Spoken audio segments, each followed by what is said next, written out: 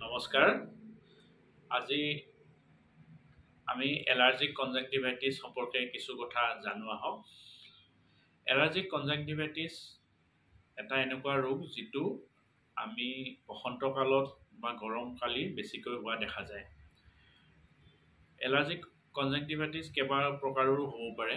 তাৰে ভিতৰত প্ৰথম প্ৰকাৰ হৈছে seasonal allergic conjunctivitis. Seasonal allergic conjunctivitis সাধাৰণতে বসন্তকালত যেতিয়া ফুলৰ ৰেণুবোৰ বেছিকৈ ওলায় তেতিয়া বেছিকৈ হোৱা দেখা যায়। আৰু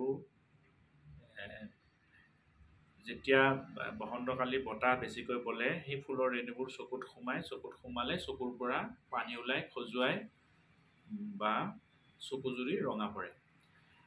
দ্বিতীয় প্ৰকাৰ হৈছে পেৰেনিয়েল কনজাংটিভাইটিছ। পেৰেনিয়েল এলাৰ্জিক কনজাংটিভাইটিছ গোটেই বছৰতে হয়। সেইটো গ্ৰীষ্মকালি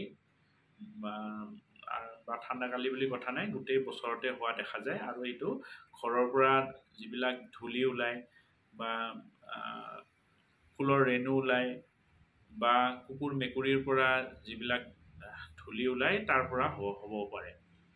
ইয়াতো চকুত ৰঙা পৰে, বিষাই, খজুৱাই এইবিলাক লক্ষণ দেখা যায়। তৃতীয় প্ৰকাৰৰ হৈছে ভাৰ্নেল কেৰাটো কনজাংটিভাইটিছ। ভাৰ্নেল কনজাংটিভাইটিছটো কি হয়? সাধাৰণতে সৰু ল'ৰা ছোৱালীৰ ক্ষেত্ৰত বেছি হয়। জন্মৰ পিছৰ পৰা প্ৰায় 15-20 বছৰলৈকে ইয়াৰ প্ৰাদুৰ্ভাৱ বেছি। আৰু ইয়াত সৰু সৰু ল'ৰা ছোৱালী কি হয়? চকুত খুব খজুৱায়। আৰু এইটো সাধাৰণতে বসন্তকালি বেছি হয়, কাৰণ সৰু সৰু ল'ৰা ছোৱালীক এতিয়া খেলাৰ পিছত হাত ভালকৈ নুধুৱে আৰু তেওঁলোকে চকুজুৰি বেছিকৈ এনেকৈ ৰাবিং কৰাৰ ফলত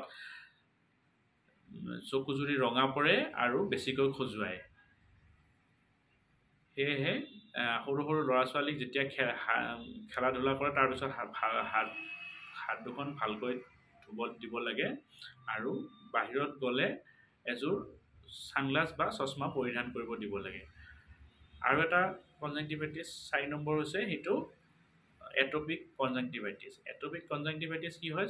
স্কিনৰ যদি কিবা বেমাৰ থাকে, এটপিক ডাৰ্মাটাইটিছ, য'ত স্কিনত খুব ৰেচেছ হয়, এলাৰ্জি হয়, তেনেকুৱা মানুহৰো চকুত কনজাংটিভাইটিছ বেছিকৈ হয়। তাক এটপিক কেৰাটো কনজাংটিভাইটিছ বুলি কয়।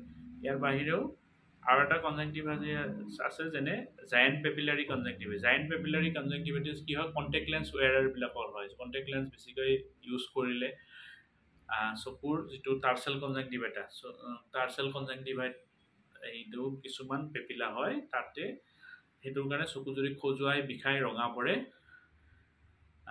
ইত্যাদি। তো ইয়াৰ পৰা প্ৰতিৰোধ কৰিবলৈ হ'লে প্ৰথম কথা, এলাৰ্জি আমি প্ৰতিৰোধ কৰিবলৈ হ'লে কিছুমান প্ৰিকশ্যন মানি চলিব লাগে। যেতিয়া আমি ঘৰৰ পৰা বাহিৰলৈ ওলাম তেতিয়া এযোৰ ছানগ্লাছ বা চশমা পৰিধান কৰিব লাগে। দ্বিতীয়তে, খেলা ধূলা কৰাৰ পিছত আমি হাতখন ভালকৈ ধুব লাগে বা বাহিৰলৈ অহাৰ পিছত কাপোৰযোৰ চেঞ্জ কৰিব লাগে আৰু চকুজুৰি ভালকৈ ঠাণ্ডা পানীৰে ধুই আমি ভালকৈ পৰিষ্কাৰ হৈ থাকিব লাগে। তাৰ পিছতো যদি আপোনাৰ চকুৰ খজুৱাই বা ৰঙা পৰে তেতিয়াহ'লে এজন অভিজ্ঞ চকু চিকিৎসকৰ লগত আলোচনা কৰিব লাগে, যাতে কি ধৰণৰ কনজাংটিভাইটিছ হৈছে বা এলাৰ্জিক কনজাংটিভাইটিছ কি ধৰণৰ হৈছে তাৰ ওপৰত ভিত্তি কৰি আমি ট্ৰিটমেণ্টটো ল'ব পাৰোঁ। ধন্যবাদ।